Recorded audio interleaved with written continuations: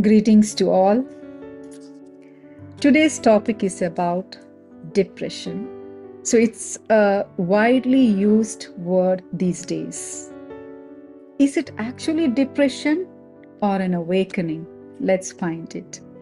So, I would like to tell you that the goal of these sessions are not to replace professional care, but rather to help you understand yourself deeply and support your inner transformation before things gets too overwhelmed.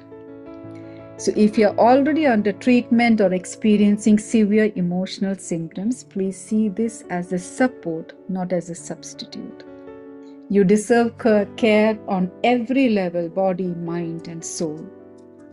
So before starting, let's honor the divine. Today we hear the word depression everywhere. Even children, when they do not get what they want right away, they say, "I'm depressed." This word is widely misused. It has become so common that nearly everyone experiences it at some point. That's normal. This is normal actually. But if you look back 30, 40 years back, people were still experiencing the same emotions, sadness, heaviness, and a sense of loss. But they were not labeled as depressed. Isn't it amazing? Life itself healed them. Nature healed them. The rhythm of family, the rhythm of routine, community, and simple living healed people.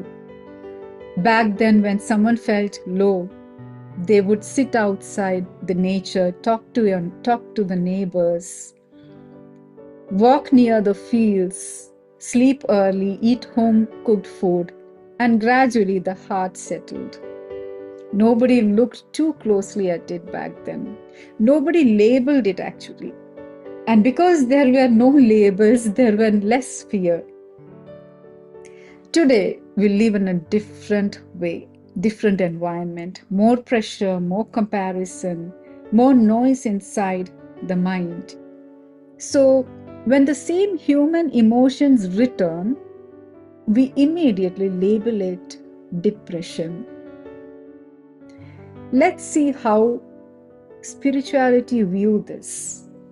Spirituality takes a very different approach to depression.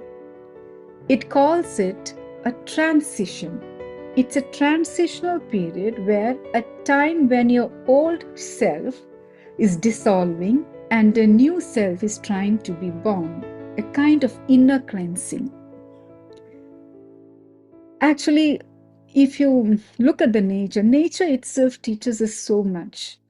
Before a seed can grow into a tree, its shell must crack. Before dawn comes, the night becomes darkest. And before consciousness expands, life can feel confusing, heavy, or painful. This crisis is actually a cleansing process. A dismantling of beliefs, identities, and expectations that no longer align with who you are becoming. So now, where did this all come from? Where does this pain really begin? Most of our emotional patterns don't begin in adulthood, that you know. They begin in childhood. For example, if a child is loved only when they are perfect, they will grow up thinking, "I must be perfect to be accepted." If love was given only when they showed an interest in their religious activities or behaved correctly, they will grow up thinking, "My worth depends on how obedient I am." If appreciation was only based on performance, like good grades, achievements, popularity, and beauty, and so on, they would grow up believing that I'm valuable only when I succeed in certain categories. These beliefs take root deep within. Years later, The collapse feels like depression when life becomes too much for us to handle and we are unable to perform anymore. But in reality, the soul is saying, enough, stop performing, come back to who you truly are.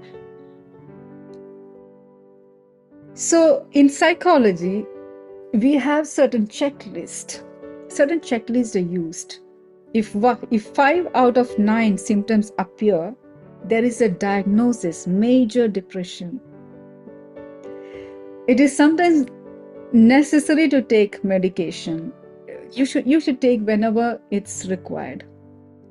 Medication is not bad. It has the potential to save lives, calm the brain, and provide emotional relief at the moment. But medication alone doesn't always heal the root cause or root wound.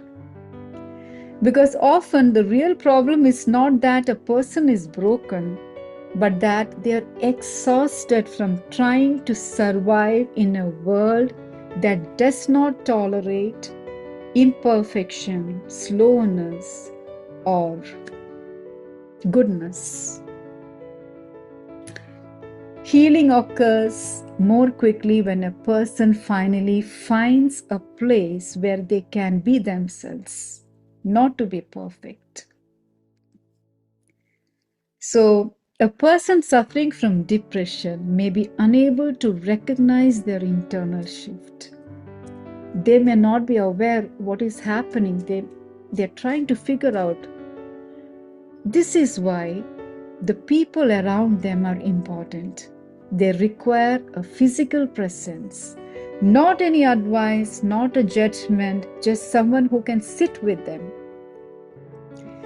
If you feel you are slipping into depression, connect with someone you can talk to, someone who listens rather than provides solutions.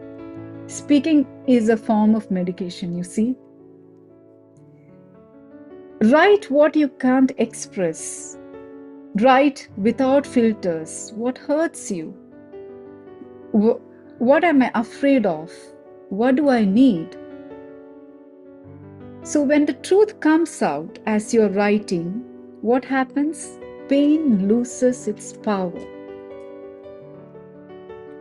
And then one important thing is that don't believe every thought during this time. During depression, the mind becomes overly active and dramatic. So thoughts are not always truth. Sometimes they are just wounds speaking.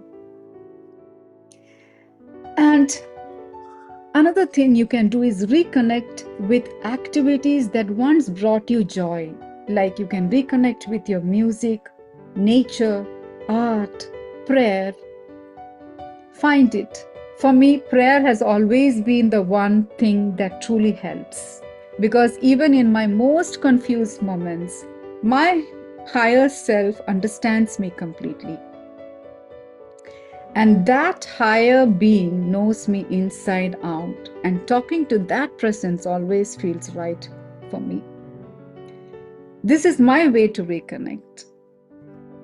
One day, you will look back and realize life wasn't punishing you, it was preparing you. This is not just your story. Once upon a time, it was mine too. And I promise you, there is a beautiful life waiting for you on the other side. Remember that spirituality sees this situation as a transition period, a reset of your soul. So don't get discouraged. You have a solution. The nature by itself can heal you. Continue practicing these simple steps and allow the process to unfold. Thank you for your presence here. And if someone needs this message today, please share it. Stay tuned.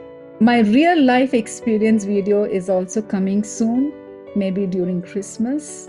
Thank you for watching and thank you for being a part of this session.